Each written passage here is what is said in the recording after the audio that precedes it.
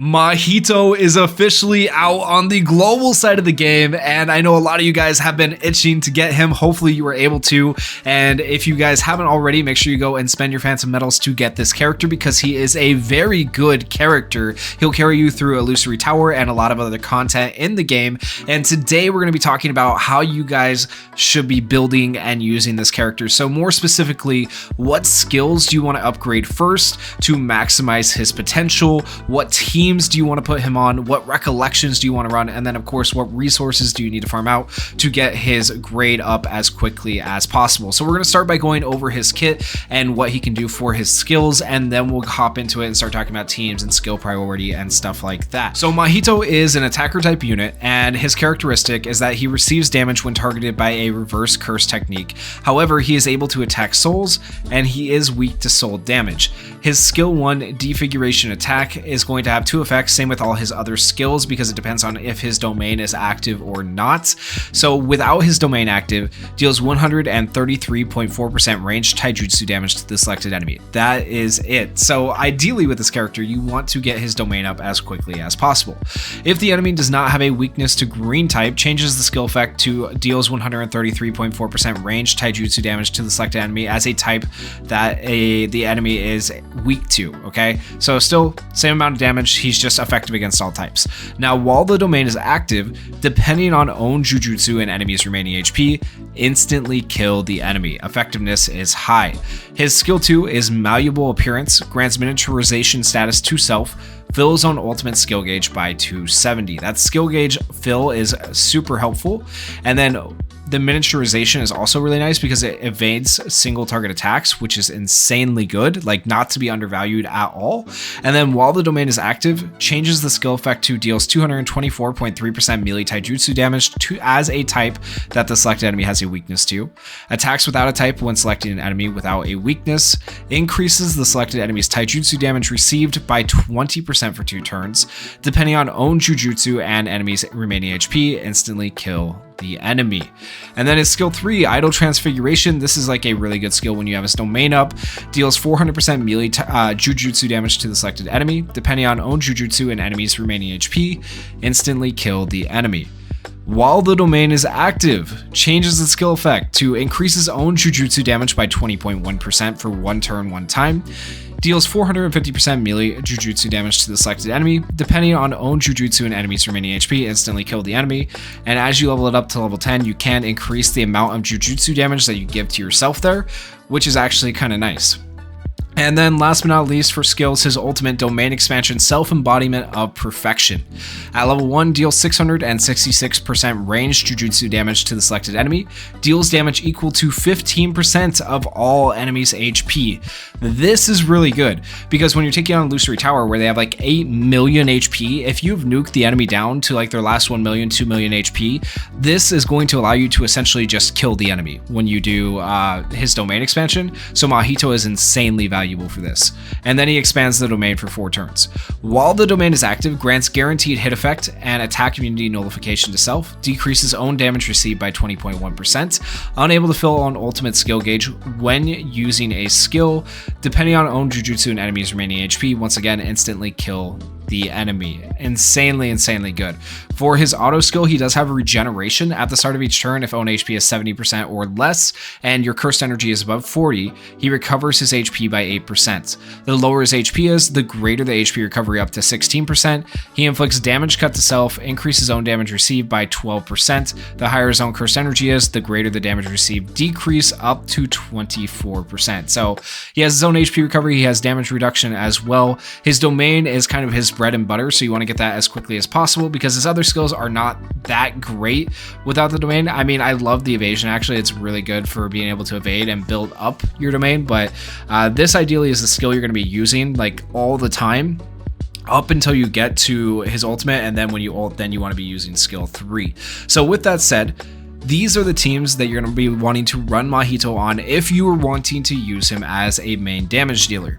Now, keep in mind, a lot of times, in my opinion, Mahito is not going to be on the main team when you use him. More often than not, he's going to be in a sub-slot, and he is there to clean up the mess of other characters. So like when you run a Hollow Purple Gojo as a nuke, Hollow Purple Gojo will leave. and then Mahito will be able to come in, do his percent health damage, and just basically instantly finish off the enemy. That's where you're going to use him more so than in a main slot, but if you want to use him in a main slot on a team, these two teams work fairly well right now on global. So the idea with this first team is it's more somewhat free to play friendly because, you know, 3 of these characters I would say are relatively free to play. Most people have Panda as well, like whether they wanted him or not, they pulled him. It feels like, at least. So a fairly free-to-play friendly team here for this first one. And so the idea is Hanami reduces damage. On the turns where Hanami can't reduce damage, you have Panda to draw aggro, and then you have Kaido here to be able to give cursed energy back to Hanami so Hanami can continue reducing damage. You have a healing recollection here on Panda to help keep everyone healthy, and you have a ultimate gauge recollection here on Mahito to give him his ultimate as quickly as possible so that he can be your main damage dealer and get his domain as quickly and efficiently as possible. Now with this second team, the idea is to buff with Yaga, buff with Nishimiya, and debuff with Geto. The reason I like having Geto here specifically is because he's going to become much better on JP in the future when he gets buffed. Also, he's a good damage dealer on top of being a debuffer. So now Mahito, unlike the previous team, is not your only attacker. You also have Geto who can do some decent damage. Now, the thing is, Geto is replaceable. So if you wanted to run like Red Nanami here, you could run Red Nanami. You could run Kaido here if you wanted. So keep that in mind. You don't necessarily have to have all these exact characters for these teams that I'm showing you. These are just ideas for teams to maximize Mahito's potential. And so on Mahito, once again, I have this recollection here, which increases his ultimate gauge. You could switch out that recollection for like non-standard. Non-standard also gives ultimate gauge a little bit quicker than other recollections, and it gives him more damage. Non-standard is actually probably one of the best recollections to run on him. It's either non-standard or this one. So scrolling down, here are the recollections that I do recommend to use on Mahito. So once again, this recollection here fills ultimate gauge quicker than like any other recollection, and it decreases taijutsu damage received to him.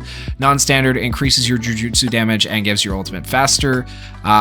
The strongest 2 increases jujutsu damage and gives ultimate faster as well. It's just a lower multiplier for the jujutsu damage than non-standard, so non-standard's still technically a little bit better in my opinion. Rest for adults is this recollection right here. It increases the team's damage from turns 4 to 6 by 25%, and then it also allows Mahito to heal. So if you wanted to be able to heal him, you could put this on Mahito. You could put this one on Mahito, which I actually put on Geto up here. This recollection is pretty decent because it gives cursed energy to the person that it is on. It also increases jujutsu damage as well. And then you have your more free-to-play options down here in terms of SR recollections. So all of these recollections here increase jujutsu damage just straight up. These 3 here do it by 60%. This one does it by 20% for 3 turns. So it's not quite as good, but it does it for 3 turns as opposed to 1 turn for these other 3. This one, in addition to increasing jujutsu damage, lowers enemy damage. This one restores cursed energy when you kill somebody. And then this one increases crit rate when your health drops below a certain amount. Okay, so, and then lastly, this one right here increases your jujutsu damage by another 10% for a total of 30%. Based on how many Kyoto students are on the team, I believe is what it was. Now we get to skill enhancement priority and skill usage priority. This is from the JP players. I kind of slightly disagree with the skill usage priority, but we'll get to that. So skill enhancement, I agree with. Deadly, you want to upgrade first. Skill 1, you want to upgrade second. Skill 3, you want to upgrade third, and then is skill 2 last. Skill 2 doesn't scale at all when you upgrade it, and it just gives evasion and ultimate gauge quicker. It doesn't raise the amount of ultimate gauge you give, so this should be the last skill you upgrade because it's not really worth it. The deadly does the percentage of their overall health damage, so once again, this one is a very good skill to use.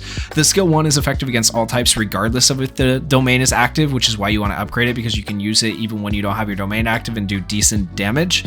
And then his skill 3, you would upgrade third, because if you do have the domain active, his skill 3 is actually fairly strong. Now in terms of skill usage priority, at least in my experience, you're going to be using the deadly whenever you can, but then after you have used his domain and expanded his domain, you're going to be wanting to use your skill 3 as much as possible.